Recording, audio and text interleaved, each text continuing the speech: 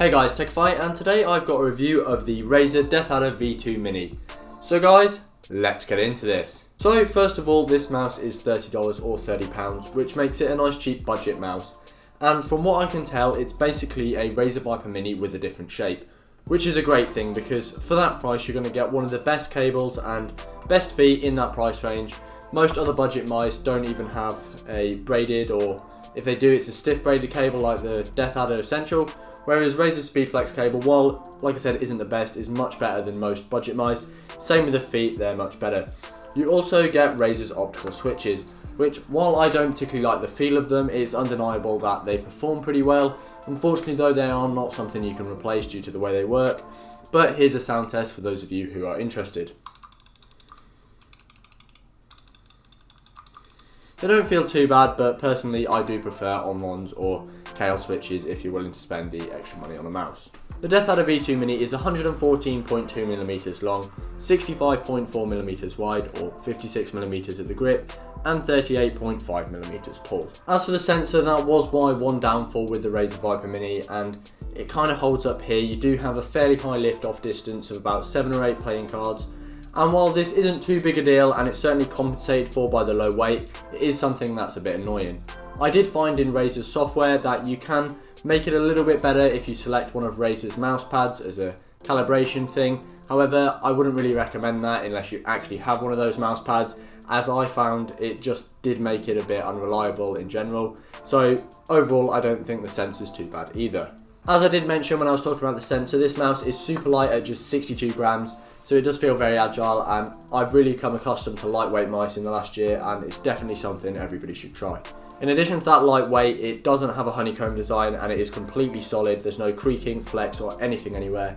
So for $30, the build quality is outstanding. The side buttons and scroll wheel do the job. There's nothing special about them, but they worked absolutely fine and I had no issues using them. Once again, for those of you who are interested in a sound test, here's the scroll wheel and the side buttons. So that main difference between this and the Viper Mini is, like I said, the shape. And it is literally the typical famous DeathAdder shape shrunk down. And to be honest, I think that's okay, it's going to suit some people. However, for me personally, I couldn't get too comfortable with it. And I think the reason is with shrinking it down, the hump kind of needed to be brought back a bit in my opinion. That being said, it is going to be good for a lot of people. I think out of the two, the Viper Mini is going to fit more people. But if you know your grip style, then I definitely think this is a perfectly viable option. So if you're a palm user, then obviously the ergonomic shape is going to be nice, but bear in mind this mouse is very small, it does feel very small. For most palm users, the DeathAdder full size is actually going to be okay. If you're a claw user like myself, it may be a little bit difficult. For me personally, I have fairly small hands, so about 17cm by 8.5cm, and while I could claw this mouse relatively comfortably, I did get a bit uncomfortable after a while, and it wasn't as optimal for me as a mouse with the hump slightly further back. And if you're a fingertip user, then once again it's an ergonomic mouse, maybe isn't the best shape, and that's why I say that the Viper Mini would probably fit more people. However, this shape, there is certainly a market for it. So the rundown is, if you have small hands, then this should be fine for most of your grip styles. If you're a palm user, it's going to be pretty good, but if your hands are on the bigger side, definitely go for a full size DeathAdder or DeathAdder V2, any of them really. And then with claw and fingertip, unless your hands are really small, you're probably going to want to look at a different mouse, if not the Razer Viper Mini.